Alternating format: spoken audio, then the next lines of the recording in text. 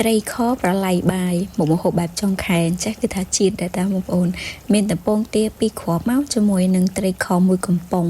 ហើយច្បាច់ជាមួយនឹងគុយឆ្មាចេញមកកុំឲ្យវាតលន់ពេកគឺថាជាតិណារឿងគ្រឿងផ្សំរបស់ខ្ញុំមានខ្ទឹមសខ្ទឹមក្រហមគុយឆ្មាម្ទេសក៏ដូចជាលខ្ទឹមហើយត្រីខខ្ញុំមានមួយកំប៉ុងគឺត្រីខរបស់ខ្មែរត្រីខរបស់ខ្មែរកំត្រុបផលិតផលខ្មែរពងមន់ខ្ញុំយក2គ្រាប់និយាយ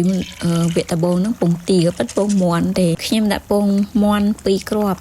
អត់ឲ្យឆ្អិនខ្លាំងទេបងប្អូនខ្ញុំដាក់តែប៉ុណ្្នឹងហើយទៅខ្ញុំចាក់ជាមួយនឹងត្រីខចូលសម្រាប់ត្រីខហ្នឹងខ្ញុំចាក់ចូលទៅទាំងអស់មួយកំប៉ុងហ្នឹងប៉ុន្តែត្រីវាទូចឃើញត្រីទូចប៉ុន្តែរសជាតិឆ្ងាញ់ណាបងប្អូនខ្ញុំគាត់ថាថែមជាមួយនឹងស្ករបន្តិចក៏ដូចជាទឹកត្រីបន្តិចផងដែរហើយបន្ថែមជាមួយនឹងខ្ទឹមសដែលខ្ញុំចិតជាចំណិតហើយនឹងខ្ទឹមក្រហមដែលខ្ញុំចិតជាចំណិតផងដែរហើយខ្ញុំបន្ថែមជាមួយនឹងប្រទេសខ្ញុំញ៉ាំអីអត់ប្រទេសគឺអត់បានហ្មងហើយបន្ថែមជាមួយនឹងស្លឹកខ្ទឹមជាចុងក្រោយគឺច្បាច់ជាមួយនឹងគុយឆ្មារសជាតិប្រព័ន្ធនឹងឆ្ងាញ់បងប្អូនជូរមិនជូរទេគឺมันល្មមហ្មងដូចថាវាកាត់ជាតឡន់ថៃខដែរខ្ញុំញ៉ាំ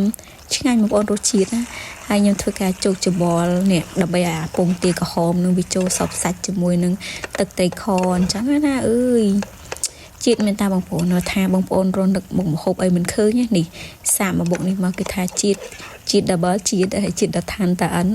ហើយរសជាតិមកល្មមមិនផ្អែមមិនប្រៃទេណាហើយបន្ថែមជាមួយនឹងគុយឆ្មាបន្តិចមកដើម្បីឲ្យវាកាត់ជាតិតឡន់ក៏ដូចជាបង្កើននៅរសជាតិណាសម្រាប់ខ្ទឹមសខ្ទឹមក្រហមក៏ដូចគ្នាដែរបងប្អូនយើងញ៉ាំបែបនៅកុំឲ្យឆ្អិនពេកនៅឈប់ចេះហាមួយម៉ាត់ណាក៏ជាតិដែរតែត្រីខរៀងទូចតិចតែត្រីខប្រភេទនេះរសជាតិឆ្ងាញ់ដែរតែបងប្អូនផលិតផលរបស់ខ្មែរយើងឥឡូវមិនធម្មតាណាបងប្អូនរសជាតិកាន់តែអែមហើយឆ្ងាញ់ទៀតហើយបាយមួយចាននេះគឺខ្ញុំញ៉ាំដាច់ពាត់តែខ្ញុំញ៉ាំក្នុងវីដេអូតែ2ម៉ាត់គត់